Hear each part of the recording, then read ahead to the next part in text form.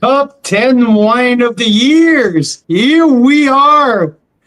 This is exciting, Mira Boucher. Stay Yes, Carl tuned. Boucher. We're about to reveal out of how many did you taste this last year, Carl? Well over 1,200. 1,350 around. Well over 1,000 for sure. Well, we're about to reveal the top 10 honorable mentions and top value wines. So stay tuned.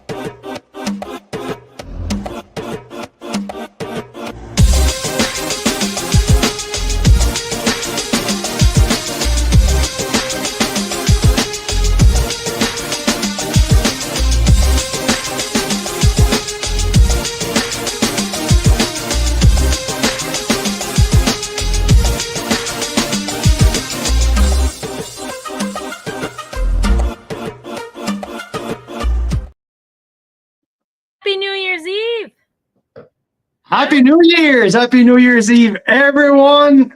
Just give me 1 second here. Jeez, there you go. My volume was not set properly. Here you go. Happy New Year's. Yes. Canadian wine lovers, Carl's Wine Club members, welcome to this special night. This is the night of the year where we reveal the very best wine that we've tasted this year. It's been now, what, 4 years in a row? Yeah. So, no, this is the second year we've done this on New Year's, but 4 years that we've revealed your top wines of the year. In fact, we saw some fun correlations of some of the wines that what was it? The 2017 Garland that you had in your top 10 for our very first year back in 2021. Yeah, exactly. Just showed up for a tasting for the red blend tasting. Like there's some stuff that like are kind of cross. Yeah, like fun stuff, very fun stuff. Marcel Morgenstern, Happy New Year's to you as well, my friend. Happy New Year's and congratulations for you guys to have the top value wine of the year. But oops, I can't say it now. I need to wait another 5 minutes. So we're about to reveal them all of them. So yeah, Happy New Year's, you guys. So nice to see everyone. We're going to give away a signed copy of the book, The Sipster's Guide to 50 More Ontario Wines, where our story is featured by author Luke Whitall. So we'll send out a signed copy of that to all who join us and wish us Happy New Year and tell us what your favorite discoveries of 2024 were, especially that I'm really looking forward to it. I want to know what's our members' best wine of the year. What's our members' favorite moment with the club were this year. I am really looking forward to it. I also want to know what is the wine that our members have in their glass tonight, because we have number one here and we have number two here. So we this have has a time difference. So for the first time ever, he's going to bed, relatively speaking, before our midnight. But I'm sure it's like, what, 7 or something? Yeah, or tomorrow morning for him. Maybe he may have put his alarm right in the middle of the night where he is somewhere between Iceland and I don't know where. Yeah, it's something.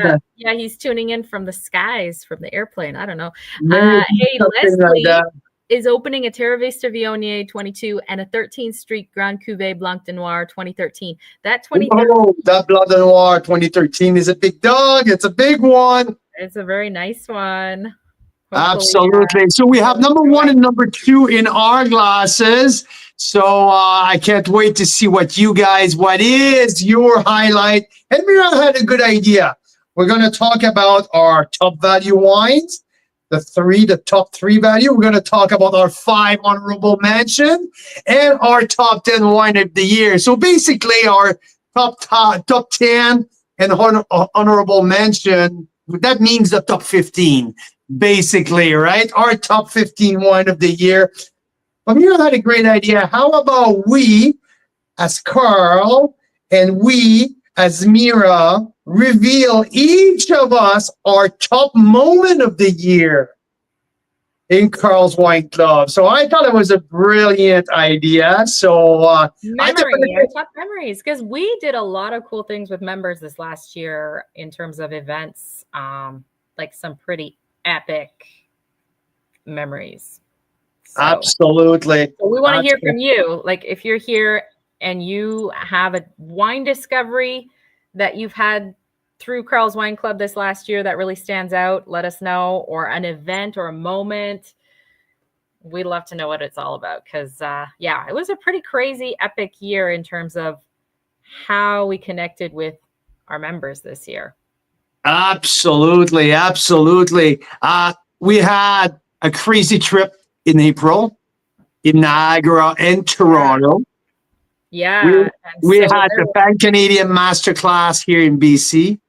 We had the other crazy trip at the end of August in Ontario.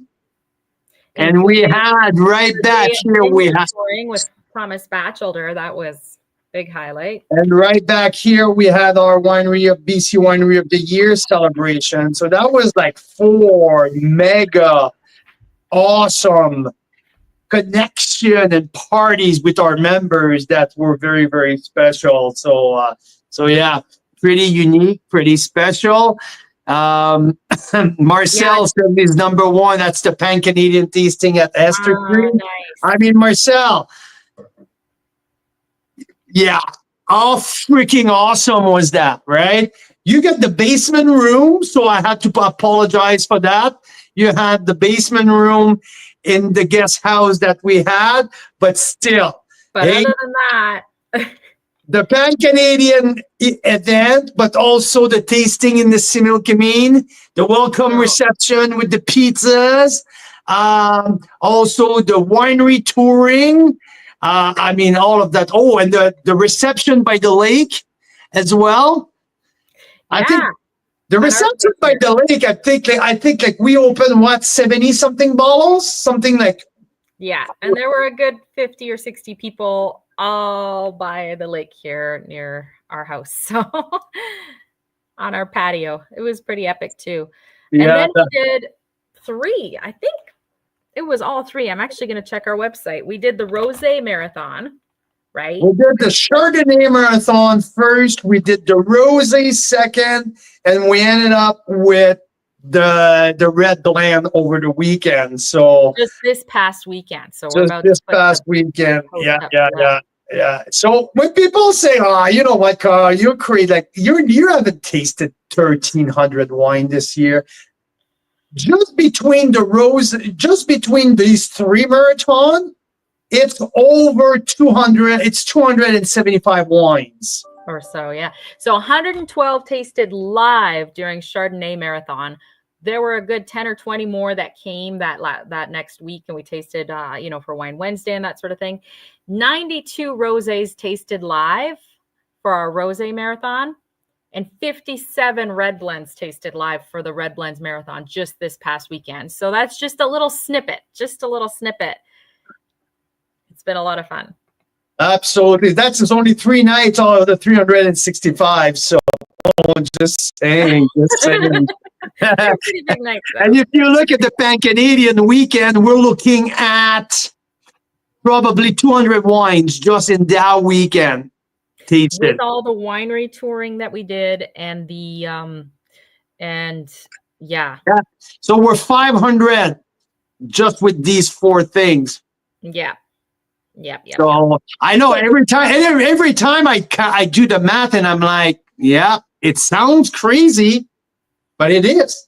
That's how many wine we taste. So last year, when we did this live, I said we're heading into the year of the login because I drive my kids crazy. Like I decided last year that we're going to have words. It's going to be the year of something. So for our personal life, this last year was the year of the knife because I realized my kids don't really know how to use a knife at the dinner table. So we got new knives and we learned how to use knives a little bit more, I would say. It was the year of the teeth. Because we all got electric toothbrushes. We took a lot better care of our teeth this last year. And for Carl's Wine Club, I said this time last year, 2024 is going to be the year of the login. And it was. We, for the first time, we are heading into our 5th year as a club. Okay.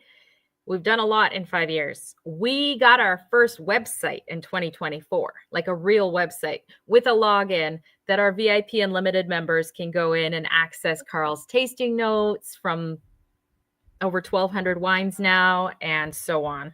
So thanks, Lorna. Yeah, so last year was the year of the login. People got logins. You can now log in and see like your past orders and their tracking numbers and like all kinds of fancy things we can now do because we have a real website. But for 2025, it's our 5-year anniversary, you guys. So we need to come up with what's 2025 like for Carl's Wine Club. I have some ideas. We can talk. Oh, I have an idea, Mira. I mean, it's the year of the renewal. For VIP Unlimited, there's going to be time for that to renew the membership. That's you have already renewed. Yeah, and I think it's our 5th anniversary. It's the year of the TV show. That's one thing, because we have a deal with TELUS Optic Network. They're going to be distributing our 8-part miniseries on Okanagan wine regions. Summer Confidential? Yes, to 1.2 million people in BC and Alberta, which is super exciting. It's going to be, so the year of the TV show, we want to premiere that throughout the Okanagan in each community. That's my dream. So if we have an episode, which we will, let's say, we have an episode planned on Summerland and on Kaleden and on the Naramata Bench. Well, I want to find a spot in each of those communities where we can air that episode, bring all the wineries from that region together, and have a smashing Carl's Wine Club style evening in that neighborhood. So it'll be really fun. I love the year it. of the TV show for sure, the year of the 5th anniversary, the year of the 3rd Pan-Canadian Masterclass happening June 21st in Niagara. Sue and Steph Winery, baby. I can't wait. And I have 2 more interesting things for you guys. 3. I want to call it the year of the bring your friend. Okay. 2025. We need y'all to bring all your wine loving friends to the party. Yeah. And the year of the feedback, because we're sending y'all a survey very soon, not just so we can do like every year, pick our top winery of the year for Ontario and BC as voted by members. But we also want your feedback in so many other ways because we are going to take it to the next level. And what was my last thing? Oh, yeah. The year of the United States Friends. I want to bring more and more people who are from the U.S., maybe formerly lived in Canada, that want to come up for things like the Pan-Canadian. I mean, there are people in New York that freaking love world-class wines, and they have no clue what is within driving distance of their house in Niagara. And they should come to the Pan-Canadian and they should find out. So there you go. That's my spiel. Pan-Canadian was number 1 for Dylan, getting to meet you guys. Yeah, that's where we met Dylan and Cavell, friends and others from there was a special this year, feel special of a lifetime. Oh, I love it. And yes, he also came to the Winery of the Year event at Riverstone. Amazing. For me this year, it's the year of the 98 points. 2025? 2025. Okay, good. So this is a great segue. Yes. I want to find a wine who's above 97 points. I've never rated a wine above 97 points, which was... You did one, right? No. The score fluctuated because it kind of fell off a cliff after a while. Well, that's what, but that was not 98. That was 97 points, right? It was 98. The Pearl Maurice. Okay, well, that's the year of the 98 point, a real one. a real one. Well, because originally he said 96 because he was too scared to go higher, which is understandable. I mean, my first idea, in hindsight, my first score was the right one. I think 96 was the right one. You have impeccable instincts, Carl Boucher, when it comes to scoring wine. Impeccable. And in hindsight, my first score was the right one. Mm-hmm. Definitely. And yeah. So anyway, so this year for me, it's the year of a 98. I want to find a wine that is going to blow my mind even better than this wine here. Which is a pretty hard thing to beat. Absolutely. I just had my first sip and I just got goosebumps all over. Yes.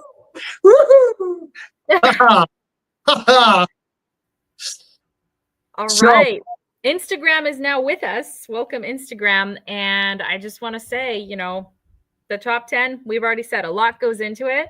You're watching all year, but tell us a little more, Carl, what goes into your top 10, because so we have the top 10 wines of 2024, the 5 honorable mentions, and the 3 top value wines. We've done it now for 4 years. And what's interesting is a bit of a progression, which is the first year it was really easy to tell because we'd only tasted maybe 500 or 600 Canadian wines at that point. We were in the middle of COVID, and it was easy to tell what would go in your top 10 because they were just basically your top rated wines, right? Exactly. And like I could remember it on the tip of my finger. Like it was like I knew exactly what time it was during the day, how many sip I had. Yeah. Like it was just like so like I had it before even going, like it was easy. But what's happened is now we know where to look for the good ones. So we're finding more and more of them. Wineries are sharing wines with us more and more that are not available anywhere. They're just like, this is probably the best wine we've ever made. We've only got like 2 cases left. Here, you try it, which is amazing. Thank you, wineries. And thank you, members, because you allow us to do this kind of stuff. It's a tough job, but someone's got to do it. Let me give you 2 examples about what you just said. Mm-hmm. First, the 2012 or 2013 Riverstone Petit Verdot, where there's like something like 8 bottles left at the winery, and from Ted's wine cellar and put it like this, right? I'm like, okay, holy shit. Or the 2012 Stratus Red, right? Yes. Or you're like, okay, there's a few cases here and that's it. So at some point, when you do it now, you're tasting 1,400 wines. You need to put some parameter into the equation, not just like, oh, okay, yeah, this one was the best, this one was the best. So I had to get a little bit more organized. And I was like, and one thing that I brought to the equation right out the gate, I wanted only 1 wine per winery in the whole list per year. Yeah, we've done that. I think there was only 1 year where you had Vineland in the top 10 as well as top value. Exactly. Right? Exactly. So, and that was still a good call because they were on separate lists. But as far as the top 10 itself, for sure, I think we want to, it's not just a recap of the year, but we also hope to bring you guys some value in terms of like a discovery tool, right? That's more exactly. You mentioned like all Chardonnays. I mean, it wouldn't be that interesting, would it? That's it. It's more of a snapshot of our discovery, right? Yes, I go with my top rated wine of the year, especially at the top of the list. Yes. Yeah, no doubt about that. But again, like we know how big of a fan we are of Thomas Batchelder or of Leaning Post or of Painted Rock, right? I mean, it would be easy to have a top 10 with 4 Batchelder wine. Yeah. What does it bring in terms of value to the member? Leaning Post wines, or I could have put 3 Leaning Post. I could have put 3 Leaning Post wine according to the scores that I gave. I could have put 3 Leaning Post wine in the top 10, or in the top 15. I could have put 3 or 4 Batchelders. I mean, so my idea is, okay, I put the top 1, and for the rest, I tried to showcase, we tried to talk about, we tried to feature, we tried to bring in the discovery tour more name, more option, more possibility, more discovery, right? So rule number 1, only 1 wine per winery in the whole list. I hope that makes sense for you guys. That totally makes sense. Yeah. Rule? And there's not that many other rules. Oh yeah, the year, like how many, and like when the wine was released. So like my example earlier, right, with the 2013 Petit Verdot and the 2012 Red Stratus Red. I mean, there's no value to put that in. How it's kind of not fair to put these older wines in on the list where most of the wine we taste in purpose of what we do are younger wines, right? because that's what Yeah, people, and that's I what think the wine thing wants is, to showcase.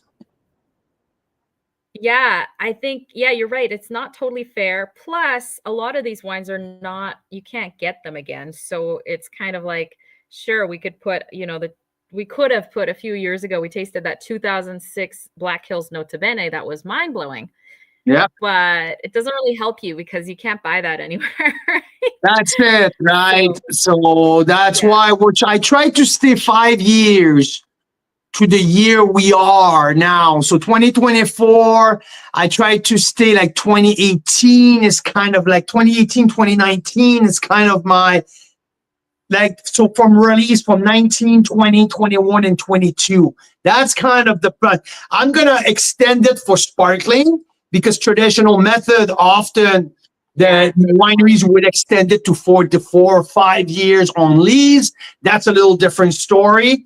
And you'll see it today with one of our traditional method on the list. But that's how I try to stay closer to the release date by 5 years. Does it make sense? So Cambridge here, welcome. Happy New Year's to our friend Daryl. Yes. Daryl, Sandy, a very, very happy New Year's to both of you, friends. And Daryl has some Rioja in his glass. That Daryl's going full on Tempranillo with the Grand Reserva 2015. I mean, must be pretty young though, Daryl. But yeah, good big boy here in your glass. I'm glad that you're enjoying your Tempranillo, your Rioja there at home. So welcome. Thanks for joining us.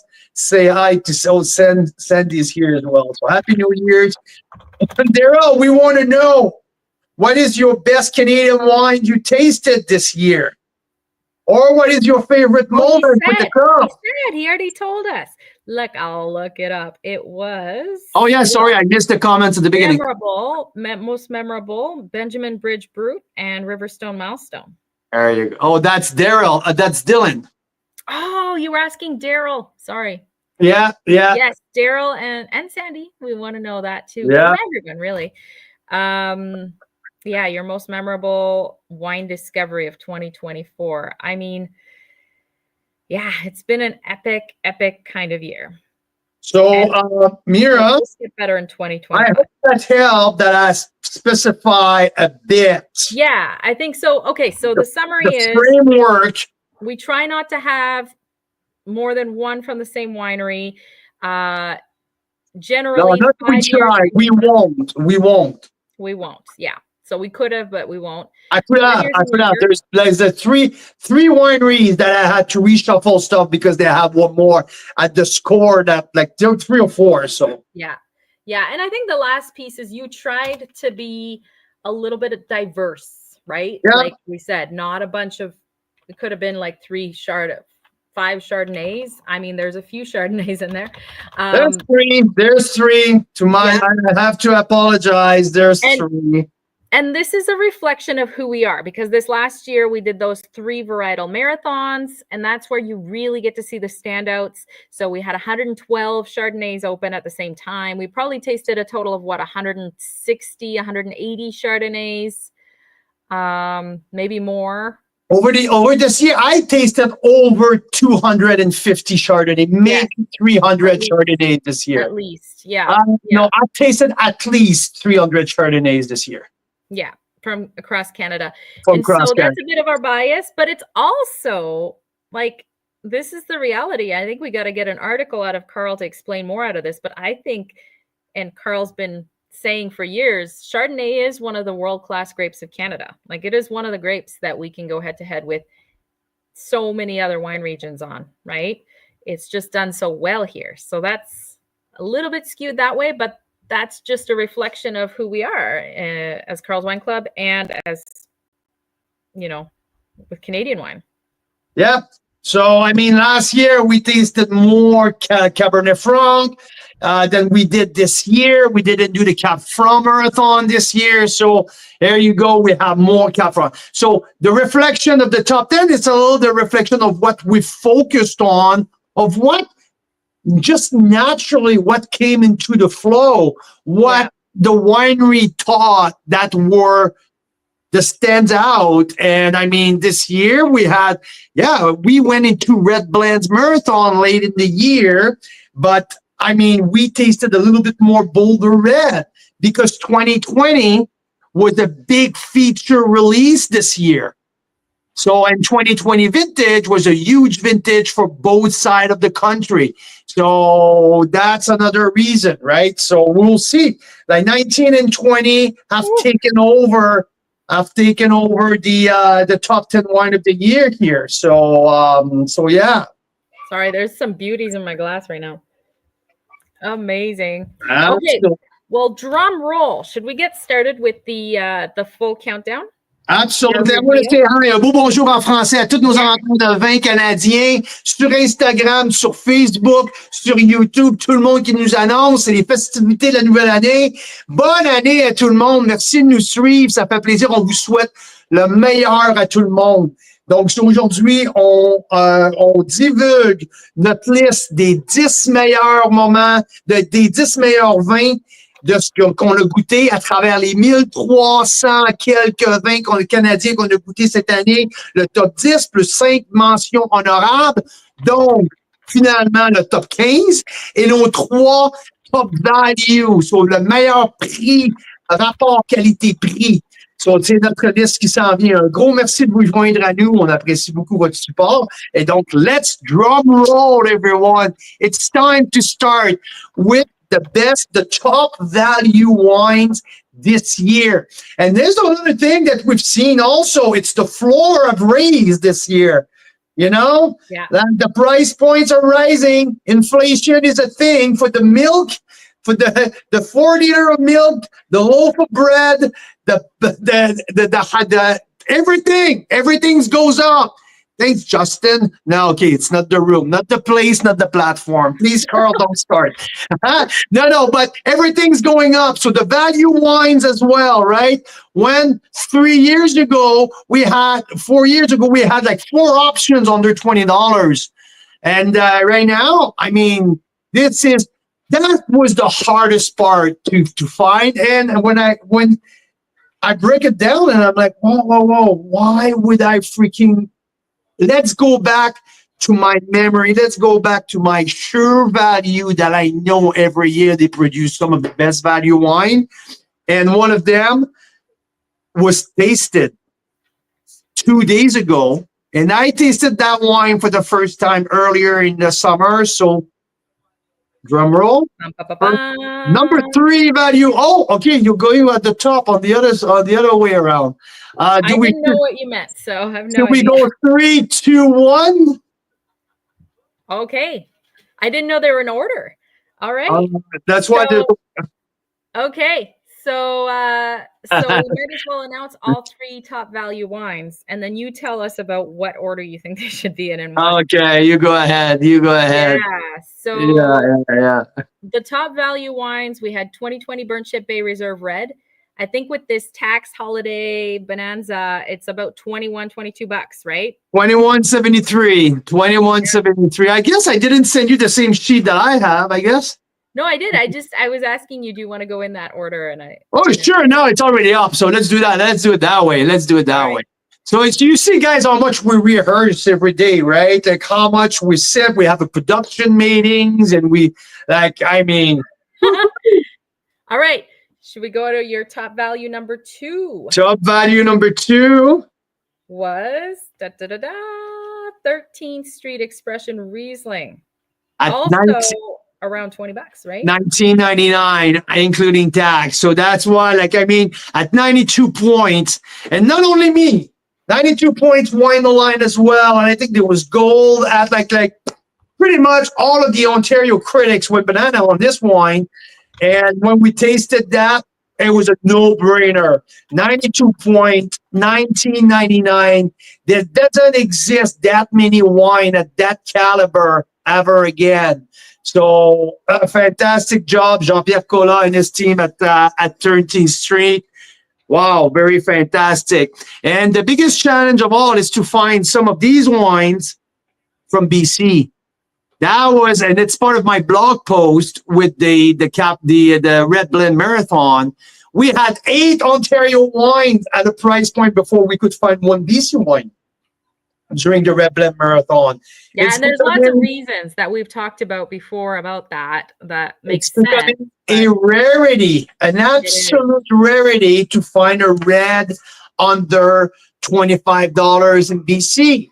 And we got one last week, about this weekend, and it's a 91 plus points. It's the 2022 Mayhem Cab Merlot, 2444. A really, really solid, consistently one of the very best red at that price point. So I was looking for something below 25 for that category, because I believe that we taste enough wine during a year that I can stay, because we explain that a lot, that value wine can mean different things for different category, but I really try to keep it below 25 for that purpose of the wine of the year. And here is the 3. So our top value wine this year is the Burnship Bay Reserve Red, 92 points, the 2020 vintage. And why this one is a top one, the Burnship Bay, it's because truly this $21 wine drinks like a $40 wine almost. I mean, no issue to charge $32, $33 for that wine. It tastes much more expensive in terms of texture, in terms of layers, and in terms of complexity. I mean, and at like 21.44 or whatever it is now with the HST break, it is just such a great price point. Is this the one that is now it's regular 25 now, 24.99. Okay. It's that's not with the HST break. Yes, that's right. Yeah, because Bellaterra also has a same winemaker, and they have that one we featured early in December. The Bellaterra Reserve Red. Yes, the Reserve Red, and that's the one that is potentially with the 22 vintage. But why I choose there's a reason why I choose Burnship Bay. It's because with 2 years older, the wine now just shown in 2020 vintage, it's more of a vintage to showcase Cab Franc, Cab Sauv Merlot. So both are really good quality. Both are scored the same, but there's more freshness, more crunchiness into the Bellaterra Reserve than the Burnship Bay because of the vintage difference. But we'll see how the Bellaterra 22 evolve over a couple of years. So I don't know, is it 22 or 21? Yeah, still another phenomenal value, and we've seen amazing value also. Which vintage it is, but I choose Burnship Bay because of the vintage. So I'm just wondering, is the kids I've left the door open or what? I'm getting a draft right now. Cedric, is the door open? No? Nope. Apparently no. Okay. Window maybe? A window. We'll find out. Okay, so that's for the top values. Now, people who are listening, I'm not going to do that whole freaking show on my own. I'm going to put people to work a little bit, okay? I want to know, what is your best value wine? Which wine you tasted this year? And forget about the price. No, you can't do that. Sorry. Let's rephrase that. I don't mean with a specific floor price. It can be 40 top value wine. It can be a $40 wine that you pay 40 but tasted like 70. So what is your top? Something that, as Carl likes to say, bats way above or punches way above its weight, hey? Is weight class. Weight class. Yeah, it's like a little boxing reference, right? Or, hit harder than anyway. So whatever the expression is, you're right, Mira. That's our top values. If you, the listener, have such a thing, please put it in the Put it in the comment box. I will be excited to share that with other members so we can all share. There's a few others. For me, there's the Bachelor with the Bachelor Village Gamay. I think like for just around the $30. That's pretty freaking fantastic. Yeah. Like. Yeah, it's actually under 26, 27. Yeah. And now with the HST break, probably less. The Stratus Alto Red, which is That's what I knew that was yours, right? It's such a special wine with like 3 or 4 white varietals in the red blend. It tastes so good. It's one of those wines you can chill a little bit and serve with like turkey. You can like, you know, have it at room temperature and have it with a ham. Like it goes with everything. It's amazing. And it's $29 including tax. So with the HST break, what, about $26 or so? I think that's another amazing value. Again, not normally available to the public, but available through Carl's Wine Club for a very limited time. See, and Daryl mentioning the Bachelor Bench Village Chardonnay. Yes. Absolutely. I think you're bang on. Absolutely bang on. They're all very great value as well. I think Southbrook Triumph Chardonnay. Yes. $26 something. Outstanding. And another Chardonnay, it's When Pigs Fly from what's his name?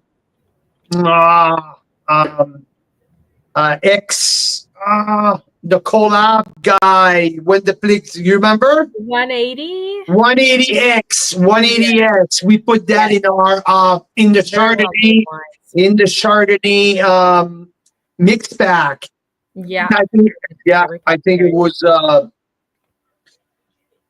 so Dale Cadeau here says you would go with the Silva Fumé Blanc and Coach Chardonnay in terms of top value. I mean, Coach Chard, absolutely. Yeah, and I mean, I'm a super fan of the Silva, so I won't disagree with the Fumé. And I have to go as well. I think the box wine from the Silva was an outstanding value as well. Outstanding value. Per bottle, especially with the GST break, I think their reds, the Vino Tinto in the box would come to about $23 per bottle. But of course, especially the red. I'm with you, Mira. I'm with you, especially with the red. Wonderful value, rich, bold, and like, wow, super premium wine in the box. I mean, the first time we've seen that in the country, pretty freaking fantastic. Yeah. My buddy Sales, mon pote Sales. Hey, mon chum, bonne et heureuse année. Bonne et heureuse année. On s'est manqué, on s'est même pas texté pour Noël. Désolé, mais oui, bonne année à toi. Écoute, je peux t'appeler un peu plus tard si t'es encore debout, mais qu'on finisse le show. Je te souhaite bonne année à toi et aux enfants. Cheers. J'espère que tu passes une belle soirée. On est en train de faire la divulgation de notre top 15 de l'année. Fait que merci de te joindre à nous, mon chum. There you go. Nice. A childhood friend here, one of my best friends ever. We've been growing, we've seen each other. We haven't seen each other this year, though. Amazing. Well, I want to say, let's not forget, too, the Monte Creek Live and Land Series Chardonnay. That was an exceptional value for a Chardonnay. Which was on our top last year. That's why it's not on the list. Yes, it was our top value wine last year. And then we tasted the subsequent vintage. That was also really absolutely value. You're right. You're right. Awesome. Well, hey, should we get into the honorable mentions? Before we do that, do you want to talk about your moment of the year, or do you want to wait? Carl's Wine Club moment of the year. The Mira moment of the year. The Mira moment of the year.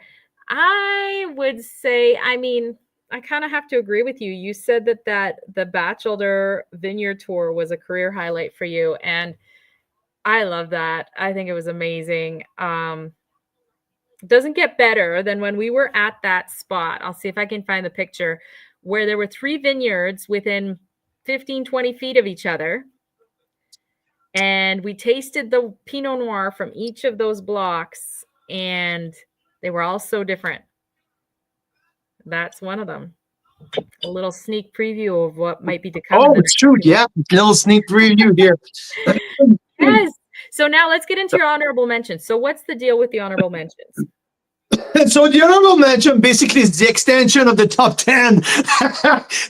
To make a long story short, it's basically the extension of the top 10 because with the amount of wine that we taste, I think that the top 10 is cutting it too short. I live behind too many wines. I want to talk to too many. I want to talk about many more wineries.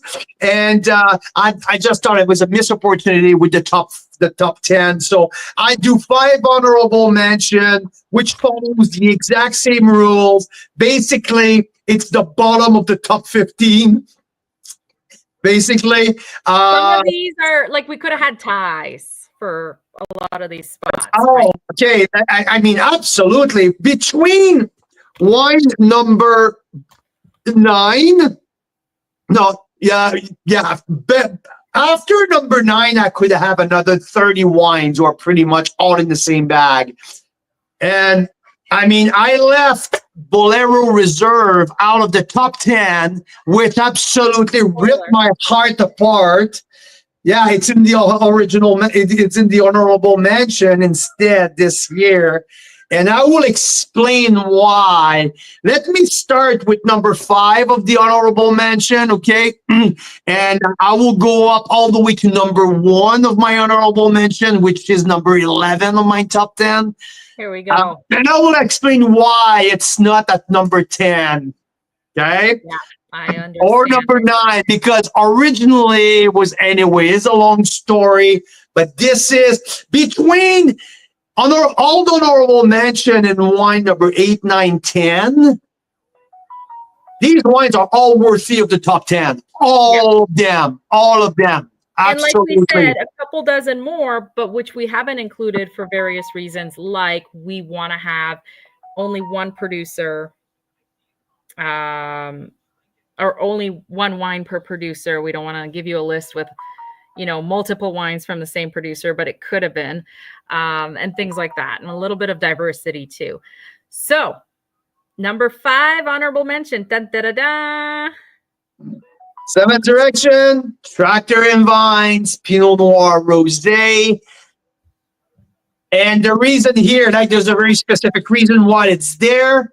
It's the last year of Tractor and Vines for a while in terms of rosé. It's a 93 point. 2022 has such a small production. We won't see it for many years. And I really contrarily of what other wine critic would say, that rosé, it's not worth of 90 plus points. And I fucking disagree with that. At a high level, I would say that I put that rosé there because I really think that we should showcase and talk about our best rosé across the country. There was a bunch. We tasted 92 live all together in one run for the third year running. 7th Direction, Daniel Bonterin has made our top 10 or honorable mention with Tractor and Vines, a small 1.5 acres right near our house here in Summerland. Very special place to grow Pinot Noir. Daniel is the rosé master across the country, and he is worth the number 15 or the number 5 on our honorable mention list. We will offer probably the 2022 again this year. The public hasn't seen the 2022 Tractor and Vines just yet. 23, I think you're saying. Oh, is it 22 or 23? In your list? Yeah, I think I should have put 20. No, it was 24, 20. Yeah, this is the 23. This is a mistake right there. Okay, it should say 2023. Yes, and the 2023, I would have to check their website. Yeah, that's not 22. It's 23 should be there. 2023, you're right. See, we're getting older. Yeah. Yeah. Man. And Daniel is here. Congratulations, Daniel. You have your rosé part of either of our top 10. There you go. That's the 23. That's the mistake on my list, Mira. It's the 23 vintage that I wanted to put there. We'll fix that. 93 points. Since the winemaker is here with us, Daniel, do you have any 22 or 23 left? Because we're fairly sad that this beautiful rosé that's been Carl's top rosé in the country for 3-4 years now in a row is not going to be made for a couple more years because of the winter events here. The 22 also got 93 points. Okay, good. Yeah, absolutely. Well, it was on our top 10 last year, I'm pretty sure, or an honorable mention. So, our favorite rosé in the country. Yes, Leslie, I love Daniel's wine. So good. Send them to Sandy if there's any left. Okay, Daniel? 28 cases. Oh, lucky. Okay, that's amazing. They will be going 28 cases left. So Daryl, Daniel, if you can put a couple cases aside for our members, I'm sure we're going to do a mix pack after the show. We're going to offer a mix pack of the best of what we have for the top 15. So, thank you. Great to have you on the show. And thanks again for coming over last Saturday for our Red Blend Marathon. It was pretty epic and it was awesome to have you. That was number 5 on our honorable mention list. And Daniel said yes. So yes, members across the country, we have some 7 Direction Tractor and Vines Pinot Noir Rosé available. And in the mystery pack, it might be about all of the Tractor and Vines. Yes, we'll see. Okay. Awesome. Okay, are you ready? Yes. So much fun. Ready for your honorable mention number 4 on your list? Dun, dun, dun, dun. One we tasted recently. The one.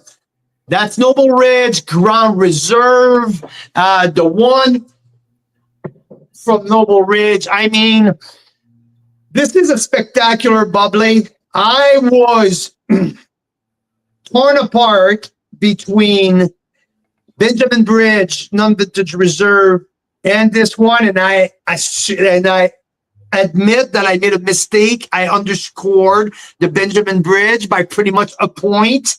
Instead of the 92 plus, I should have given it a 93 plus, which should give the exact same score than the Grand Reserve from Noble Ridge. But I have to say, and I will give you my 100% opinion, like honest opinion, when I put both wines side by side, and I explained to Mira the night when we tasted these 2 wines that both wines were fantastic, but I believe that the Grand Reserve, the one by Noble Ridge, has a little bit more complexity, has a little bit more layer and texture. And that was the reason why I scored that wine higher. I should have rated that low. I should have at least go to 93 points for the Benjamin Bridge, I believe. But it was very close. But Mira said, yes, but there's more salinity. There's more. It's more. And I enjoyed this one more. And I say, you know what? This is fair. Really fair. These are 2 great ones. But they're amazing. They're both amazing. It was quite a discovery during our Advent calendar. It was the first wine of the Advent calendar. For those that don't know, we did this. We shipped across the country these coast-to-coast mystery packs, and then we open them every night for 12 days during Christmas with the winemakers. So this is what they look like. And that number 1 wine there, the first one, that was that Benjamin Bridge Reserve Brut that we're talking about. Quite a surprise. Carl tasted it a few weeks before we sent out those packs, obviously. And yes, once everyone else tasted it, we were like, oh, 92 plus is too low. That is a stunning, like, wow wine. But yes. So the one Grand Reserve, we have a local wine critic who's a master of champagne, who gave that one 100 points. So it continued. And continue the conversation about 100 points that I went, I think I stayed pretty diplomatic and pretty respectful over the weekend with the Mission Hill Oculus 2020 and the 100 points by John Schreiner, where I thought it was complete bullshit. But oh my God. Okay. Calm down. So yeah, obviously wine ratings are very subjective, but one of the great things we know about you, Carl, is you're very consistent. There's a couple situations. One is in your top 10 where your score changes by more than half a point or a point. So there's one in the top 10 where it changed by 3 points, but there was 3 years difference in the time that you tasted it. You tasted it upon bottling, and then 3 years later, that score shot up. So that kind of makes sense. But other than that, he's pretty darn boring and consistent in the way that he, always is on point with these ratings. So I love it. So number 4 on the honorable mention, there's a few cases of that left. This will be available for you guys to add if you want. Noble Ridge, the 1 Grand Reserve, and I believe, right? Of this one? Yeah. Okay. Yeah. Now, at number 3 of our honorable mention, we are going to Kelowna, another wine who was part of our Advent one of the wine who was part of our Advent calendar. This is the Tantalus Old Vine Riesling, 93 plus points. That's where we end the 93-point sequence. After that, it all goes 94 and plus, but 93 plus points with Tantalus Old Vine Riesling. To my opinion, this is the version of Siouan Staff.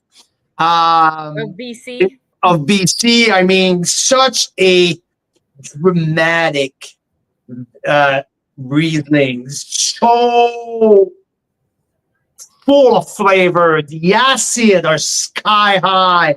The typicity of the grape is just so pure. The depth of that wine is sensational.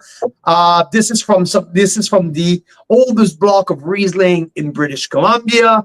I mean, an outstanding Riesling, outstanding.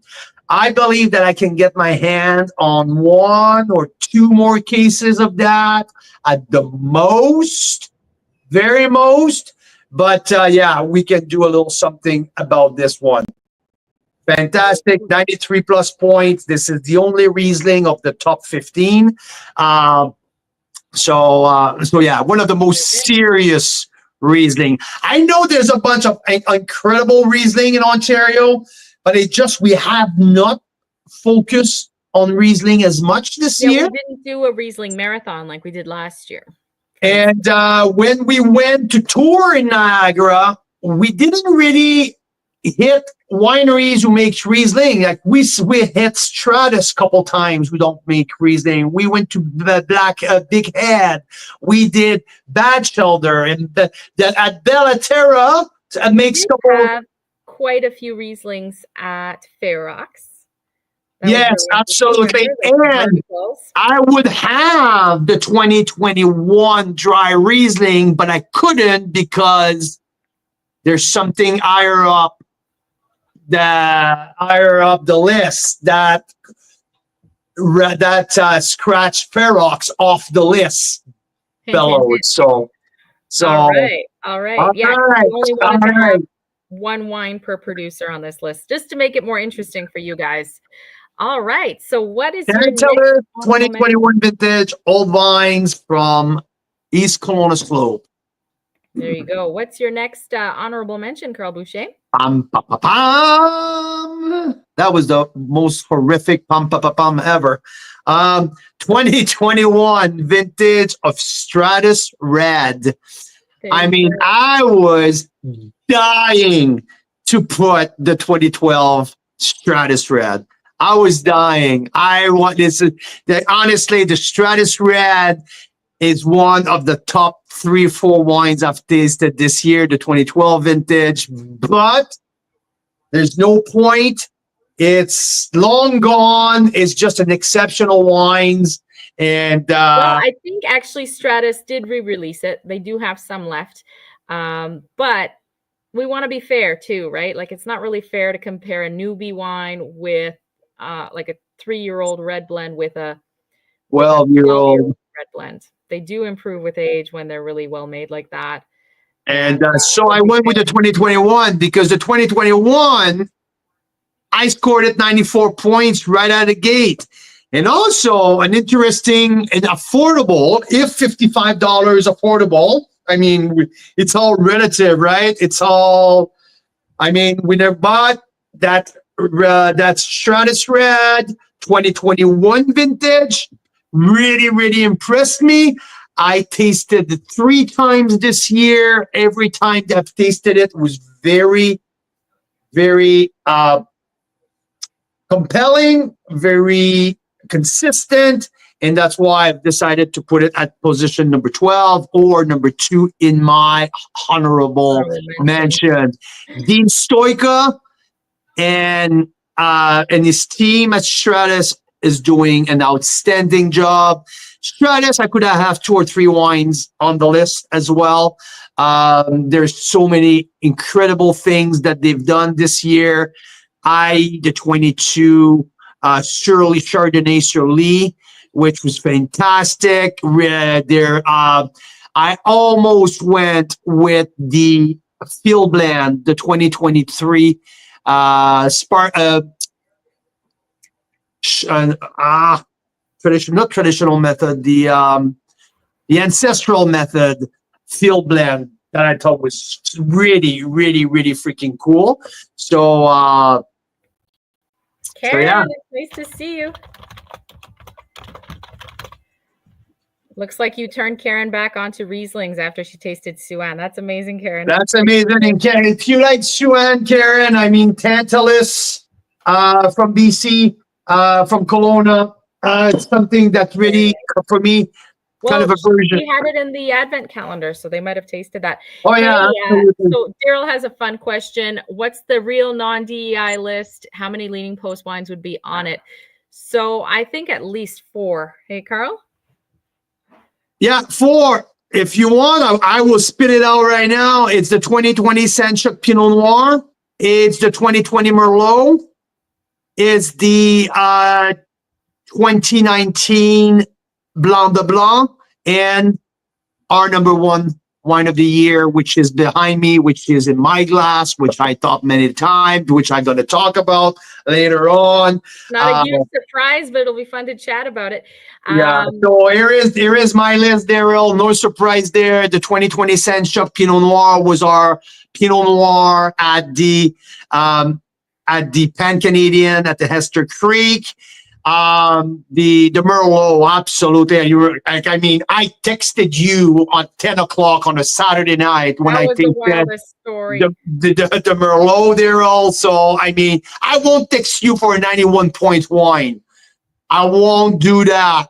If I text you on a Saturday night at 10 or 11 p.m. your time, that's mean it's a wow wine, right? So I think Daryl realized, because the next morning at 7 a.m. our time, 10 a.m. his time, he's out there tasting it at the winery. So I mean, this wine is worth it. And the Blanc de Blanc is one of the very best sparkling across the country. The precision of that Blanc de Blanc 2019. And I believe that the vintage itself has everything to produce an exceptional Blanc de Blanc, and Elia absolutely nailed it. Maybe not to make the list, but the Riesling, the Geek, is also a fantastic wine. His rosé is freaking awesome, and he makes. But I mean, I haven't talked about the Grimsby Hillside Chardonnay. And I haven't talked about the Sanchoc Chardonnay as well. The Sanchoc Chardonnay will have made that list as well. Now I need to start tasting the Emeris Vineyard, which I haven't yet, It's a new source of grape that Ilya's working with. But see, I have half of my top 10 here that I could have. Yeah, it could have been a big. So another prediction. Okay, the Mira predictions for 2025. 2025 might just be the year of leading post. Hey, of the year. Maybe you guys have to vote. So Jean Bernard, very nice to see you. Bonne année. He says he just talked about you an hour ago at an Italian restaurant in New York. Thank you for spreading the word, Jean Bernard. Jean Bernard, un beau bonjour. Ça fait plaisir de voir que tu nous écoutes ce soir. Un gros merci, mon chum. Bonne et heureuse année à toi et à ta famille. Ça fait super plaisir de te voir. On divulgue ce soir notre top 10, nos 10 meilleurs vins de l'année, bon, nos 15 meilleurs vins de l'année. Un show d'à peu près d'1 heure et demie. Ça fait plaisir. I love you, man. I love you. You're the freaking best. Jean Bernard, baby, is a really good friend of mine. We work together in Calgary. We work together in Quebec City. He is a financial planner, and he's taking care of my mom's retreat and my mom's retirement. Oh, nice. Absolutely. Absolutely. So him and I rocked together a couple restaurants in Quebec, and he moved to Calgary to join me on my team when we opened the new restaurant in Calgary. Hey, one of my favorite soldier. I freaking love you, man. You're the best. See, Jean Bernard, I said 2025 is our year of American friends. So I said, more people in New York need to drive up to the Pan-Canadian next June in Niagara. It's not a huge drive for them, or fly, because they will be shocked at what is growing in terms of wine just in their Canadian backyard there. Totally. And so many people have heard of Finger Lakes, New York, and how they keep winning awards. I mean, that's like just across the border from Niagara. Yes, baby. Absolutely, baby. There you go. So that was for Stratus now. So thanks, Daryl, to bringing me to the leading post tangent. But Stratus was also a winery that we could have. I believe also, Daryl, that Sandy already bought you a Christmas gift. She bought you a Christmas gift in August at Stratus. That's true. Did you end up getting that gift, Daryl, for Christmas? Is it under the tree, or did was it under the tree? We want to know the story, Daryl. Come on, because I was there when you pick up your own gift at Stratus.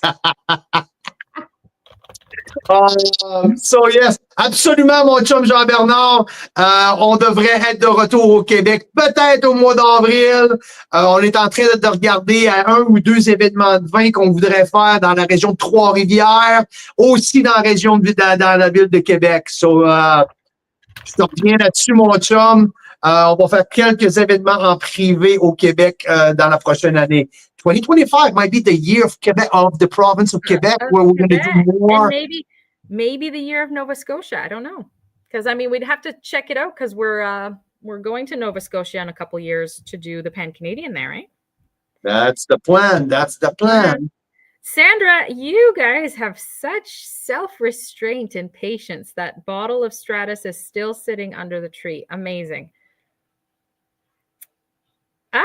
We have a ride from the airport when we go to Quebec. Jean-Bernard volunteered. Thank you.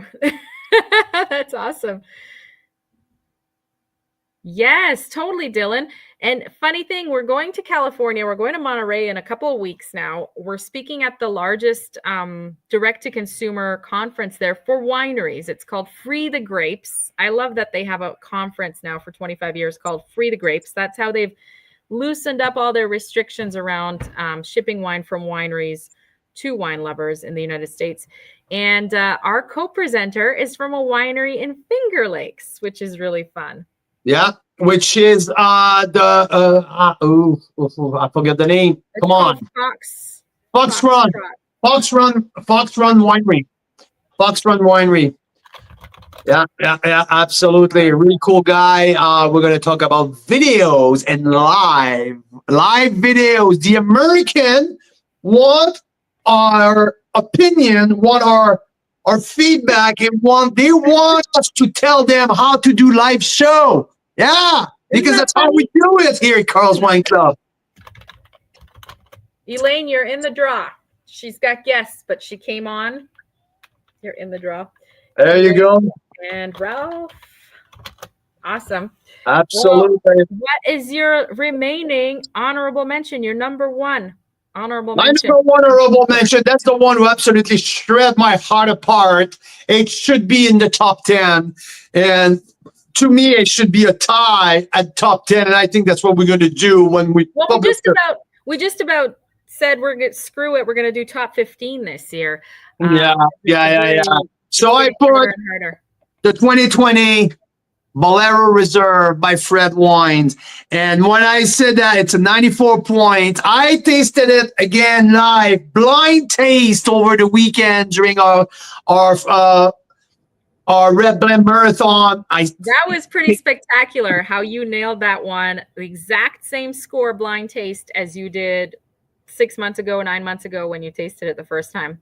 Yeah. And now the other wines are 94 plus and 94. And the reason why it's in the honorable mention is because I didn't have a Syrah on the top 10. And I wanted the top 10 to be a little bit more well-rounded. Okay. So I put the Mouchadre Syrah. If you put the Mouchadre Syrah from the Lake Erie North Shore and the Bolero Reserve side by side, pretty much the same price. There's like $10 difference or so. Same score. I mean, these are comparable wine, but I had already 1 and 2 and 3 Red Blend on the top 10 because it was a big focus this year. So Bolero went to the honorable mention, but please don't take it. It's not. This is tie at number 10. Let's put it that way. There's a tie at number 10. It's official now, Mira. There's a tie at number 10 with Mr. Dre. 10A, 10B. 10A and 10B, 10AA and 10BB. So Mouchadre, 2020, Syrah, and Bolero, Fred Wines Bolero Reserve, both at 94 points, both incredible wines. I mean, I have a little bit more experience with Bolero Reserve. We've been working with Fred for so long. We've been tasting this wine since barrel. We've been in. I have a very, very, very soft spot for that wine.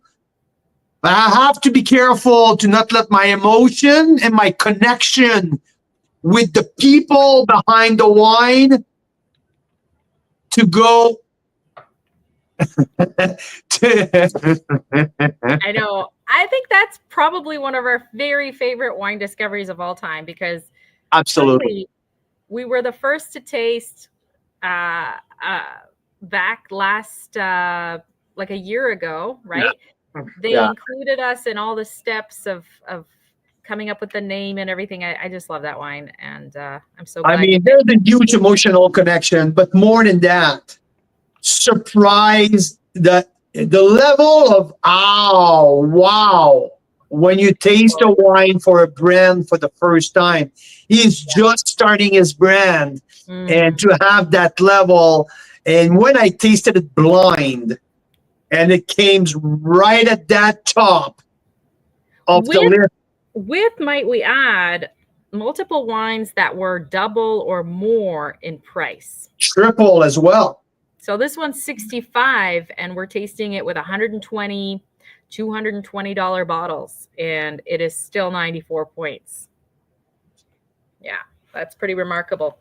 So that is our tie for number 10, the Fred Wines Bolero Reserve, the Mouchadre Syrah. So now we're getting rolling into the top 10. What is your number 9, Carl Boucher? Before we go there, oh yeah, I would like to tell my moment of the year. Yes, please. With Carl Wine Club. There's many. There's many.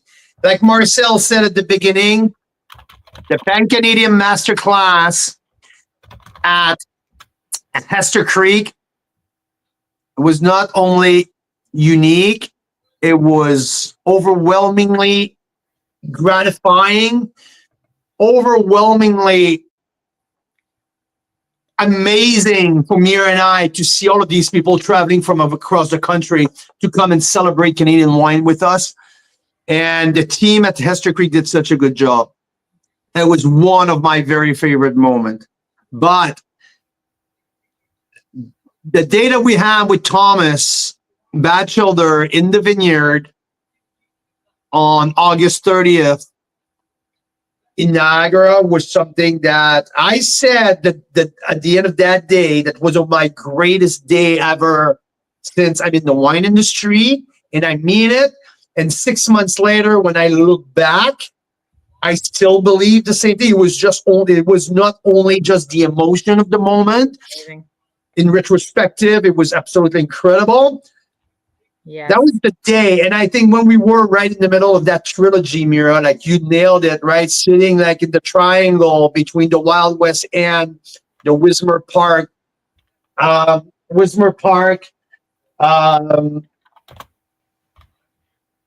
it? Hank. Hank, Wild West and Wismer Park, like with the pickup truck, tasting these three wines right there, 10 meters apart. It was incredible. I remember like cheering with Mike, the average wine enthusiast, and Daryl. Mike was like, "Holy shit! I cannot believe what's happening here." And I had Daryl so excited with his Pinots all over the place. You're like, "Brian, what's your favorite? What's your favorite?" It was amazing. So that day on its own.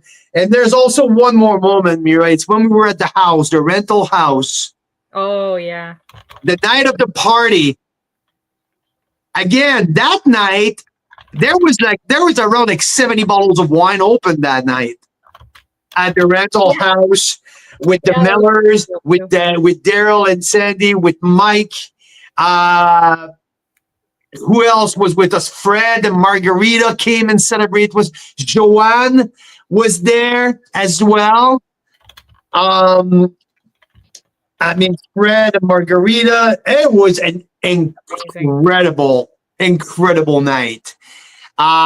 We had toured all day. We had connected all day, but that night, with the amount of wine that we tasted, was also very unique and very special. So sometimes those ones are the best, where it's really, really that community.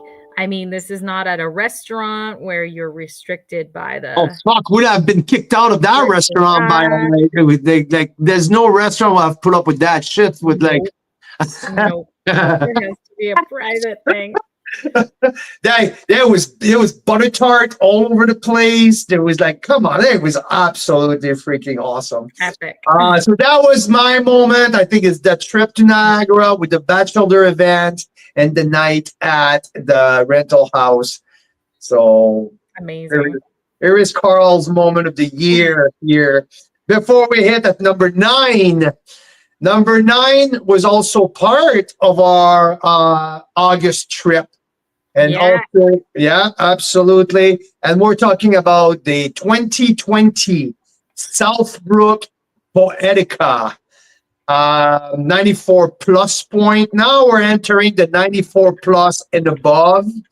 Now we are talking about the cream of the crop mostly from producers who've done that for a long time, right? So I think Southbrook Poetica, Rick Van Sickle give that wine a 96 points or something like that. It was one of his very top wine of the decades or something like that. So, I had the privilege to taste that with Bill Riddlemeyer, and definitely this wine is special. This wine is worth showcasing the level of incredible winemaking talent that we have here in the country. And yeah, Southbrook Poetica, 94 plus point, Carl's Wine Club. Bam, I bam. had, before I found Poetica, which I forgot that I rated it that high, I had Southbrook Laundry Vineyard Cabernet Franc in my honorable mention. Last year. No, this year. Year. This morning before at 1 o'clock, I had because I walked by the wine wall on the main floor and I saw the bottle of Poetica. I'm like, whoa, wait a minute, Poetica.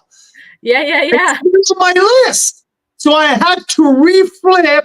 And to be honest, that's how now I was 11 in the list. So Fred came down to the honorable, and I had that whole debate in my mind. And that. So anyway, I found Poetica. I'm like, holy shit. So I had to scratch Laundry, Southbrook Laundry, Cab Franc, all of the honorable mention. And I had to reshuffle stuff. So, new rule. Okay. Because at our house, I mean, I don't know how many times every week I clear out like 4 or 5 boxes of empty bottles, and then I keep finding them everywhere still. And sometimes they're not always empty. Like Mira learned that she can't just flip bottles because most of the time there's. I know, so you got to be careful, especially with the fruit flies in the summer. But what I mean to say is, from now on, new rule in the Carl's Wine Club cave. We need to, anything rated, I would say 92 plus and above should go, 93 and above. 93 and above, because 93 and above should go on your wall. That way it's so much easier to walk through and look at what could be in the top 10. So should I wipe off the wall for the next show, because we're starting the new year with just the top 10 behind me, and I think that's a good idea. And so rebuild that wall behind you, I mean, you've got a layer above there too, right? That we can't see. So you could maybe put some of the previous top 10s up there. And then everything else as we go through the year, start putting them up there. That's kind of fun. Hey, you're the boss, right? I've been saying for years. You tell me what to do, and hey. Okay. It's getting real. I'm studying filmmaking. I have to produce my first TV series. Yeah, I know. So I need to learn to behave and to listen. Sounds good. That'll be fun. Okay. Fun. So what's that's wine number 9. So wine number 8. Pam, pam, pam, pam. This one. 2019 Dobbin Estate Chardonnay. Yeah, I mean, what an incredible chard in terms of purity, in terms of depth, the whole portfolio at Dobbin. I also had the Riesling White Cap down below, but I couldn't. I have to take it out to put the Chardonnay because the Chardonnay is the highest rated. When I have someone like Mark Nadeau, who is probably the most experienced person that I know, personally, that I know, had the most experience with international wines. I mean, and I've been in the business for a very long time. Mark is the one who knows international wines the most in my circle. Regularly taste some of these. In my circle, there's no one else than Mark Nadeau who has the highest knowledge of international wines. None that I know personally. So for those that you don't know, Mark Nadeau and Stephen Spurrier, who used to be the editor at Decanter magazine, right? The sort of top magazine rating wines in the world. He and Stephen Spurrier started L'Académie du Vin in Toronto while Stephen Spurrier was still alive. And sadly, he's passed now. But Mark has continued that. And that is who we collaborated with in April when we tasted a bunch of Canadian back vintages side by side with some international icons. And it was so the greatest thing with that tasting is we had to curate the Canadian side and Mark curated the international side. So it was extremely gratifying for us to be part of it. Anyway. So where we got there is to say that Mark tasted this 2019 Dobbin Estate Chardonnay that Carl gave 94 plus. So I think Mark went to the Fairmont, Toronto, where they serve at the bar, they serve Dobbin 19 by the glass. By the glass, yes. The only place.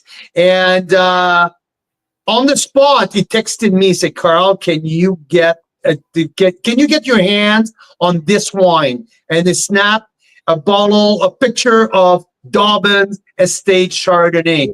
Ask the right people, the right And person. I replied, ha ha ha, of course I can. So I need a case of 12 of that. He said, to my opinion, it's worth one of the greatest Burgundy you can find. It's Lafon. It's at the Lafon level. Yes, amazing. And this is also a world-class people behind it, and Sperling as the viticulturist and Peter Gamble as the winemaker. These are some of Canada's royalty. Top. Yeah, it's the royalty of consulting and winemaking, viticulturists. They're the top team in the country. So, and what a beautiful estate. Nathan Dobbin, I had the privilege. They brought me to Montreal in November to talk about their wines at La Grande Dégustation as well. So, awesome team. And the 2019 Estate Chardonnay is on our top 10 wine of the list, top 10 wine of the year list at number 8. Now, number 7. This is Painted Rock, Red Icon, 2019 vintage. I mean, I'm going to go backward because last year we had the 2020 Red Icon on the list. And now you're going back to the 2019? No, 2 years ago we had the 2020. Last year we had 2021 Cabernet Sauvignon. Yes. And for some reason, I had never tasted the 2019 vintage. I skipped a year. I had tasted 2018. I had tasted 2017. I never tasted 2019 for some weird reason. And 2019 is that sleeper vintage for reds in the Okanagan. I mean, absolutely. The 2019 reds are just so gorgeous. Yeah. And John Skinner and Lauren sent us a bottle for the Red Blend Marathon, and Painted Rock scored 94 plus, and it was on the top 3 in the Red Blend Marathon. And I realized I've never featured, we've never put that wine in our top list. So there you go, another recoupling happened in the last couple of days to insert Painted Rock Red Icon into our top 10 because blind taste among Bolero, Painted Rock 2019, Ferox, Black Lion Cuvée, Mission Hill 100 points, Nobreza da Silva, there was Clos du Soleil, Signature. There was like 12 wines, all blind taste. And Painted Rock scored the 3rd highest score in the whole process. So amazing. I mean, it's blind. I didn't even know. I didn't have a clue what was in my glass. True. I didn't even really know either. It was all Karen Chapman. She was amazing. Her and Jan helped us a lot with organizing the wines for that tasting. They had like occupational wounds. I mean, opening 60 bottles of red wine with with the wine opener and everything in short time. That's a lot of bottles to open. So number 6, Carl Boucher. Number 6. 2021 Thomas Batchelder, Wismar Park, Wild West End with the 94 plus points. I mean, talking about the experience earlier, right? What else to say?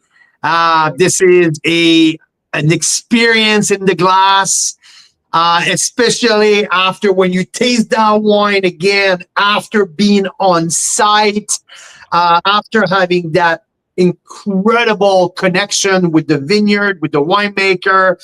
I've tasted this wine since 2018 vintage as well. This is just a special Pinot Noir. This year, I have not tasted a better Pinot Noir than that. My very, very top. So yeah, I mean, what else to say? Amazing. What I'm else just to going to flash say? that picture on. Oh, he's shocked. Yes. I'm going to flash that picture on the Shock screen. about what, Daryl? I mean, No, he's not. we had the same ranking when we were in the triangle. Wild West End was both of our top rated. So Yeah, there's just something special. And like he said, that he makes a Wismar Park Pinot Noir, but also noticed that the Wild West End was a little different, possibly a different clone that they don't know or something. And he bottled it separately because that's what Thomas Batchelor does, right? He makes like 15 different Pinot Noirs whenever one speaks a little differently to him because he's mapping Niagara's terroir one vineyard at a time. So this is what we mean by the triangle of greatness. Look at this, right? So there's Jim and Tracy. There's Mike LaPlante, the average wine enthusiast on YouTube. So in behind Carl, that's Wismar Park. Okay, he gave the Wismar Park Pinot Noir 93 points, but the Wismar Park Wild West End 94 plus points. It's a special block. And then there's Hank Vineyard.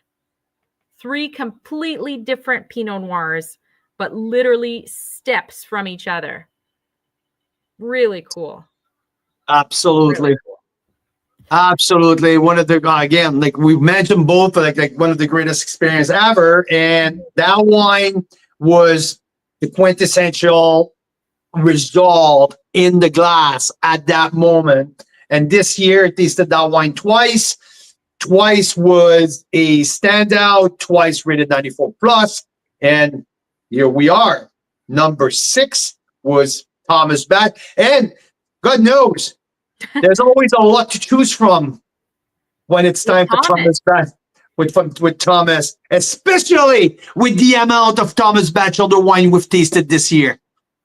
Yeah. We went to the Bat Cave twice, Mira.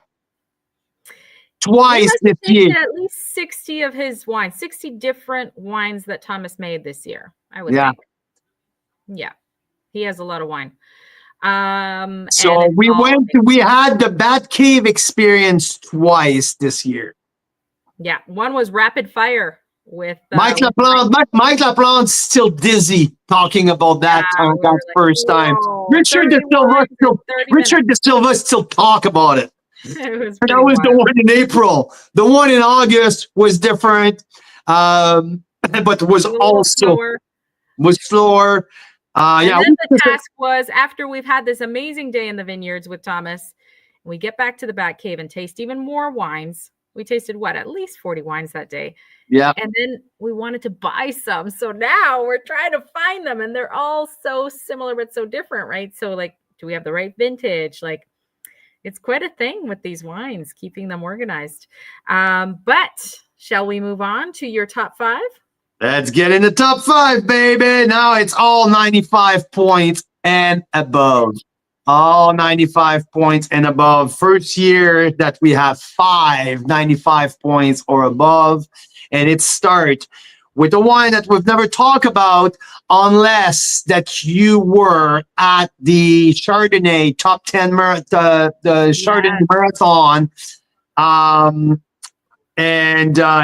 Number 5, it's the 2020 O'Rourke Family Estate Twisted Pine Chardonnay with 95 points. This is the new big money project that's happening in the Okanagan. We've talked for many years about Phantom Creek, how they invested $110 million in Oliver, and it was the big vanity project and this and that. Which, by the way, we tasted 2 of their wine during the Red Blend Marathon, and the Becker's Cuvée is a good wine. They're producing from Phantom Creek. Mm-hmm. Now, all the way back to the other side of the valley in Lake Country, it's a $185 million project in Lake Country. Yes. 110 acres of vine planted, mostly Pinot Noir and Chardonnay and Pinot Gris and Riesling, I believe. But Chardonnay and Pinot Noir is the big focus there. We had the chance to meet with Nikki Bailey, which was, I believe, the winemaker at the time this summer, former winemaker at Quailsgate. But I believe that she's not there anymore. Anyway, long story short, 112 Chardonnays. These wines were part of the very last because they're more expensive. That was the O'Rourke Estate, the Twisted Pine Chardonnay, and the Clone 96 Chardonnay. We had a 92 points with the Estate, a 94 points with the Clone 96, and a 95 points with the Twisted Pines. Single block, obviously, 4 clones of Chardonnay blended together. An $80 Chardonnay, I mean, not cheap, but this was right at the top of the scores with Frontier Block of Thomas Batchelder, with Hills of Wingfield from Thomas Batchelder, with Grand Cuvée from Meyer Estate, with our number one wine of the year. This was at the very, very, very top of the Chardonnay Marathon. For those of you that weren't there for it, didn't tune in live back at the end of May, this is what we're talking about. 112 Chardonnays. That's what it looks like after we did that tasting. Carl was live for what, about 6.5 hours? No, it was longer than that. I think it's 7 and I was nearing 8 hours. It was 6.5 on the recording, but yeah, it was a lot. We were very proud of you because you've been live for longer than that, tasting like half as many wines. So really, Carl has really like snapped up how fast he gives us these scores, which is awesome. But yeah, very impressive and a new one. So there's quite a few new things. Karen's asking, what about the Pinots from the Okanagan? You know, one interesting thing about Pinot Noir and Chardonnay from the Okanagan, these are like the grapes that really express terroir and the winemaker style. And like, that's why a lot of winemakers love them. We noticed something, didn't we, Carl? There's very few in the Okanagan that are doing things like what Ilya Senchuk and Thomas Batchelder and some of these other wineries are doing, which is they have more than one Pinot Noir, more than one Chardonnay, right? From different blocks, different vineyard sites. That's pretty rare in the Okanagan. So what I'm seeing, the biggest difference, Karen, that I'm seeing is in the Okanagan, the winemaker will do multiple wines with different grapes. Yes. They will do a Merlot, a Cabernet Franc, a Meritage, a Chardonnay, a Riesling, a Pinot Gris. They will work with multiple different kind of grapes. If you go to Ontario, they're focusing, most of the winery focus on a smaller amount of grape varietals. Yeah. But they don't all do less of the wineries focus exclusively on estate fruits. They like to source fruits from different grower and make single varietals type of wine. So let's put an example out there. Cave Spring, they have a big estate vineyard, but they also like to do maybe Cave Spring is not the right example because I think they do only estate. But Malivoire has a big estate vineyard. They will do a single vineyard from Wismer Foxcroft. They will do 2 different single vineyard from their own estate vineyard. So they will focus on less grape varietals, but from different area in Niagara.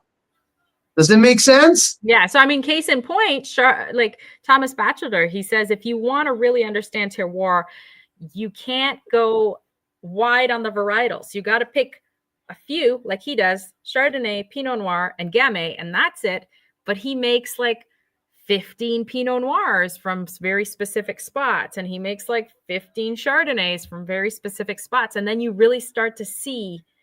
And one of the highlights, Carl, of that tour with him in the vineyards was tasting the red and the white examples from the same vineyard and noticing that there are similarities between the red and the white from that vineyard block. That's the terroir speaking, right? You notice similarity between Pinot Noir and Chardonnay. You notice similarity between Pinot Noir and Gamay. That is terroir. Mm-hmm. Yeah, very interesting. Number 5 was for Rourke. But to answer your question about Okanagan Pinot Noir, I would say if you look for Meyer Estate in Okanagan Falls, if you look for cold wine in Okanagan Falls, but cold focus on one vineyard but different clone. That's a different. Very interesting. That's a different concept, and they're the only one to do that. They're the only one to focus a portfolio from one vineyard, but clonal selection. So you can taste that is very unique side by side and blend it together. So now we're talking about the genetic of one grape varietal from the same place. What they do in Niagara, they take the same grape from different places. So that's it. Cool. So also good Pinot producer, Noble Ridge is another good Pinot producer. Okanagan Falls too. Blue Mountain, one a very good Pinot producer, also in Okanagan Falls. So Okanagan Falls is the mecca of Pinot Noir. Yeah. Okanagan Falls and Naramata Bench. If you go to Naramata Bench, the Silva makes some outstanding Pinots. Yes, that's probably my favorite. Upper Bench make an outstanding Pinot. Who else? Moraine makes Pinots. Chain Reaction makes Pinots. So Naramata Bench. Summerland also makes some Pinots. Yes, Solvero is a new one. Makes an outstanding Pinot Noir. Garnet Valley Ranch make outstanding Pinot Noir. Giant Head Winery used to make some of the greatest Pinot Noir we've tasted in Summerland. And now you move all the way to Kelowna area, where Tantalus makes some Pinots, and Lake Country with O'Rourke and many others. So that's a little bit of a snapshot of the Pinot Noir producer. Stag's Hollow as well, you got it. Privado, all the way down to the Thompson River Valley. Thank you, Daryl. So we have our in-house Pinot specialist with Daryl Hickey, who works for us full time. So speaking of going from number 5 in the Okanagan in Vernon, right? Lake Country. Okay, yeah. Lake Country. O'Rourke Family Vineyards. We're heading to number 4. We're heading to Ontario. Ready for this? Dun, da, da, da. Niagara on the Lake at Fair Oaks Winery with the Silver Lion Cuvée Merlot 2020 vintage. I've tasted that one in January. And when I tasted that in January, what did I say, Mira? You said this could be on my top 10 wine of the year list. And sure it is. Almost a year later, it is. I was absolutely incredibly impressed with that Merlot from Niagara on the Lake. We went there this summer. We had an incredible lunch with Cubby and his team at Fair Oaks.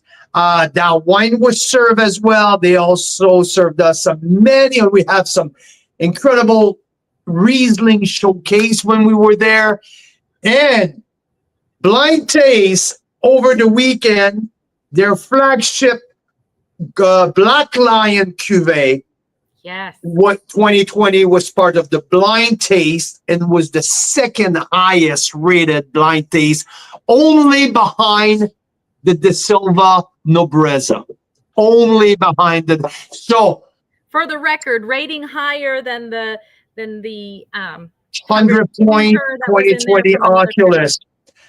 The Black Lion Cuvée is not on the list today because this one here is rated higher, 95 points. 95 points for that 2020 Merlot. I have my heart absolutely exploded with that wine. Yeah, I love probably the best Merlot Niagara on the Lake. So, nice. Yeah, 95 points. Fair Oaks, congrats to Fabian Rice and Cubby, his winemaker, both of you, and Stephanie. You guys are doing an amazing job at Fair Oaks. and Dave as And well. they're tuning in on Instagram right now. I see them all there. So that is super cool, you guys. Way to go. Big weekend for Ferox at Carl's Wine Club. Big weekend. I mean, come on. they got the second highest rated at the Red Blend Marathon and number 4 on our top 10 wine of the year with the 2020 Merlot. We freaking love you guys. You guys are awesome and you guys make some world-class wines. Thumbs up to Ferox and Cubby and Fabian. Nice. Well, Carl, are you ready? I think we need some music. We're ready for the top 3? Absolutely. All right. So where are we heading for number 3? They're about a bench, baby. Back to BC. Hey? Yeah, for 2 in a row. 2 in a row in the 1 kilometer span. So number 3 is one of my very favorites. It's the first time we've ever had a fortified in our top wines of the year, I believe. The what? Say that again? First time we've ever had a fortified wine in our wines of the year. We had a couple years ago in our honorable mention. Definitely, we did. Yes. Yeah. Yes. But not in the top 10. it was on the bench too. It was they make Pinots. Anyway, what is? That's fun. It was. Right? Awning Bluff. You're right. Where did you get that photo shoot? That photo. The picture. I know. It's very hard to find. Yeah. Because look, mine has a black cap. Yeah. So it's a non-vintage. So the current release of it, even though it's a non-vintage, has a black cap. That's the one. It is an exclusive release right now because their smaller bottle is sold out. They make a smaller version, as is usual for fortified wine. They don't usually sell fortified wine in a 750 like that. So this is an exclusive release with Carl's Wine Club, which is awesome. And I think it's an excellent price for it being fortified as well. They say, no. It's an incredible price. It's a 750 mils bottle, for God's sake. This price at $56 should be for $375. Now, I spoke with Sal, and Sal finally freaking understand that it has to go up, and he's bringing some smaller bottle because this is an absolute steal of a deal for $750 port. This wine spent 7 years in barrel. 7 freaking years. 100% Tempranillo, estate grown on their amount of bench. Dolce Vita Rosso. The way that wine came out was absolutely incredible. First time that Marcel Morgenstern and Lou Puglisi and Fred DiProfrio came to from Bellaterra. Came to the Okanagan. I'll tell you, look, I even have a picture of it handy because I love these pictures. We went to visit Sal because Sal is from Ontario, Hammersburg, and they know each other. Lou and Sal won Grape King of Ontario in a few years span. So anyway, long story short, we go visit Sal. We walk the vineyard. We drink wine. The guys, like, it's like the old school grape grower. You should have seen these conversations, Mira. It was absolutely fucking hilarious. Hilarious to listen to this old school guy talking about the past. So I'm the witness of all that, and we're just about to go. And Sal said, wait a minute. I have a little something else. So he goes, and he's like, hey, come with me. So he pop a barrel, like, these big rubber lid right at the top of a barrel, and just get the thing in there. And so when the lid came out, we got a whiff of, like, whoa, what is that? Like that caramelized kind of fortified smell. It's like, it's been in there for 6-7 years already. I don't know what to do with that. We tasted that and we all look at each other, we're like, holy fuck. So incredible wine. That was 3 years ago, I believe. And last year, he finally bottled that beauty. I think it's 7.5 years in bottle. All estate Tempranillo with a little bit of ice wine Tempranillo in there. It's pretty cool. This is a fresh port style wine. I mean, everyone wants to. It's not decadently sweet like No, some. absolutely not. Absolutely not. It is so, like, you can totally sip on that on its own. You can totally pair it with a dessert. It's just so smooth and gorgeous and luscious, and yeah. Everyone who wants to listen to me, since I tasted that bottle, I tell them this is one of my top 10 wine of the year, no doubt, no doubt. I knew it since the very beginning that this wine would be at the very top, and here in the top 3. I mean, I truly believe that is the very best fortified wine that Canada has ever made. So ever. Good. And it was in the advent calendars for those of you that got one. So all the time. Amazing wine. Amazing wine. So I mentioned the advent calendar because there's actually an interview with Sal D'Angelo, the winemaker, specifically about this wine, a good 20, 30 minutes of you guys chatting about it, right? So if you want to know more about it, they share lots of great stories with that one. I think Daryl was happy with that bottle too. So when I get Daryl approval, makes me happy. It's so true. It's so true. All makes right. Me happy. You ready for number 2? Baby. Number 2. Bum, bum, bum, bum. Oops. 2019. The Silva Nobrezza Meritage. 95 points, baby. I mean, when you talk about a jump of when the first time I scored that wine, it was right out of the barrel. It was early in 2022, how time flies, like over 2 years ago. I gave it a 92 points, but I remember mentioning that I'm so curious to see how this wine will evolve. Yes. Well, that's where we are, because at the Red Blend Marathon, this was part of the 12 wine, completely blind tasted in the bag. I had no clue what was in front of me, and this wine scored the highest at 95 points. And not only me, I had other winemakers around me who also scored that wine the highest. This wine, and that's the crazy part about that wine, and I've mentioned that blind before it reveals that this wine is just getting started. I could feel it. It's fresh. It's vibrant. It hasn't hit this prime window of drinkability yet. This adds another 2 years before you hit this prime. This will age for another 10 years easy. This is an incredible wine.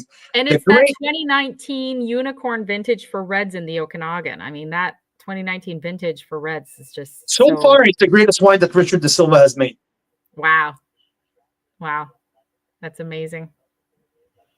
So that's Nobrezza. Phenomenal wines. So that says a lot too. That's kind of funny because I had that lineup of wine all blind taste in front of me, and I'm describing them and rating them out loud when this freaking guy is sitting at the table, listening and looking at me. Am I happy that I read that wine properly? Oh my God. So yeah, no, that was a lot of fun to have that experience. Completely blind taste that come out with like these Mission Hills 100 points and all that. It was the highest wine rated of all. So here we are. That our number 2 here on our top 10 wine of the year. The Silva Vineyard and Winery. Number 2, 95 points, Carl's Wine Club. There you go. And are you ready? This is not going to come as a huge surprise because we have been warning our members for a couple months now that this very highly rated wine, is most likely our wine of the year. So much so that you guys have cleared out the stock. So there's literally, I would say, so earlier today, I think there were about 14 bottles left on our site. Some people snuck in and took a few right before this show. So there's really like less than 2 cases left out there on the planet available of this wine. And I never went to like liquor stores or anything like that. Ever since Carl discovered it a few months ago, it's just been selling out at the winery. And dun, da, da, da.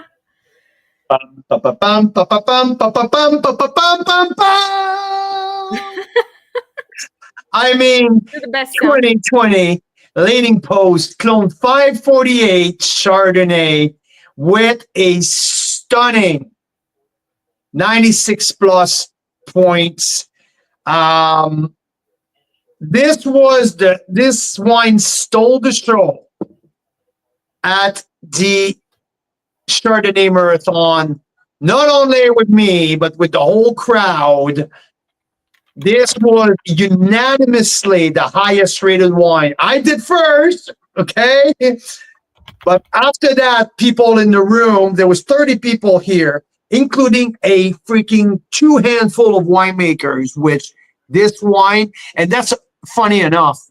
We had a call from Ilya and Nadia Sanchuk the day after saying, what happened last night, guys?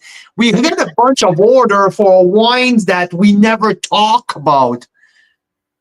And it was the people who were at our place listening to the show when they tasted that, when they were ordering the wine right away. That's how good Sometimes it was. you get these wow wines, and just out of 112 Chardonnays, this one stuck out like a little Mount Everest there, like just so good. And it's exciting too, Carl, because this was the first time that he vinified that clone separately. Absolutely. Right? Absolutely. It was being blended before. Yeah, right? And the clone 548 usually goes into the Sanchuk vineyard. It's a small little block into his 10-acre vineyard, a 10-acre vineyard, home vineyard, the Sanchuk vineyard, and usually always goes together, like goes into Sanchuk with the other clones. Like it never made a clone specific from Sanchuk vineyard. In 2020, decided to separate clone 96 and clone 548 separately. And he wasn't really sure that clone 548 will do very well on its own.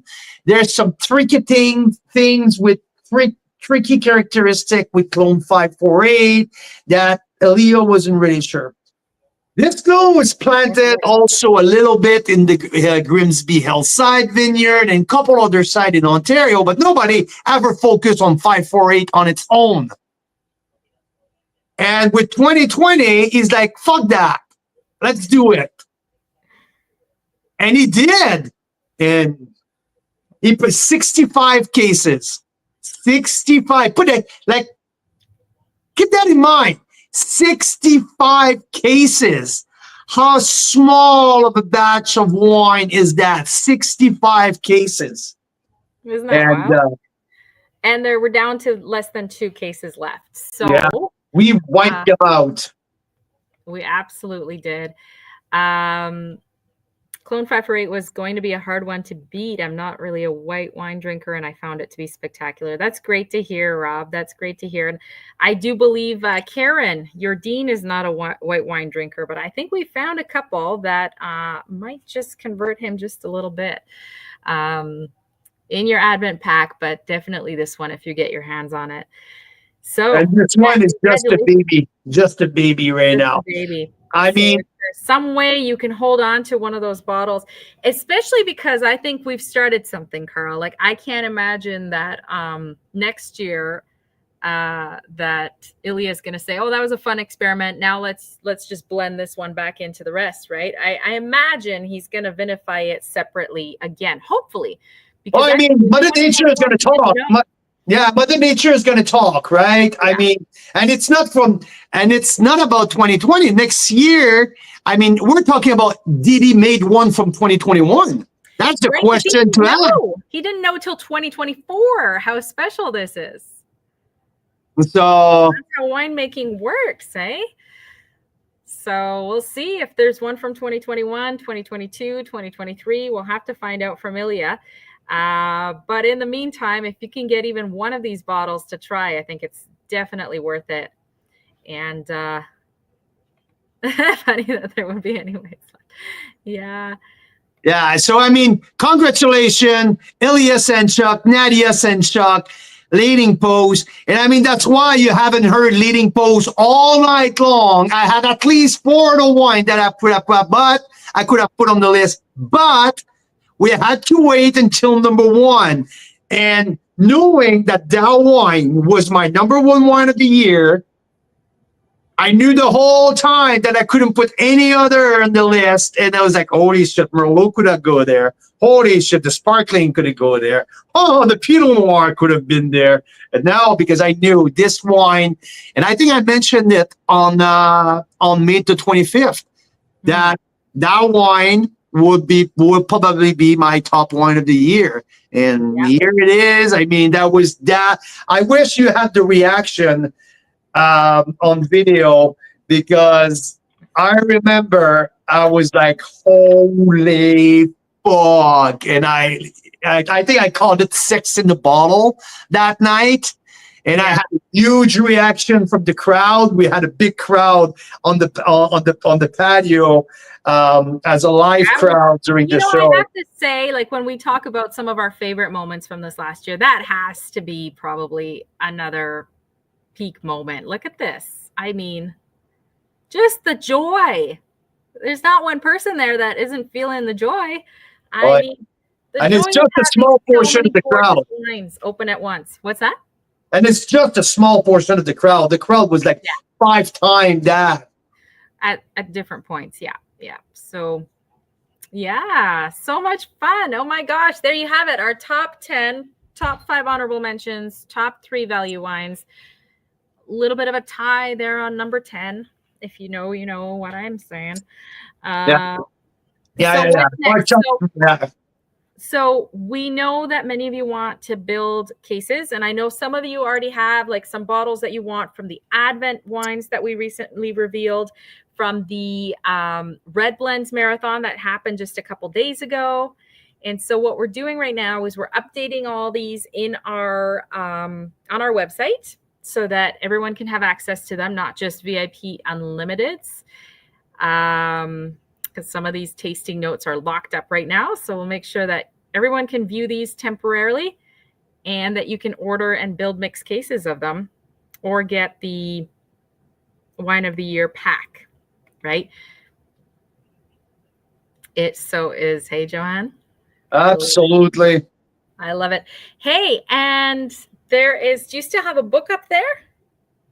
No, I'm going to go get the book. No. You gave that book away. I had to come and pick it up and put it in the box and ship it last week. So like, just me, go get the book. I will recap, and I'll be right back. My way here. Here you go. There you go. The tie. It's New Year's Eve. So this is the recap of the top 15 wines of our year at Carl's Wine Club. I mean, incredible year filled with amazing relationships with members, with producers, tasted over 1,300 different wines.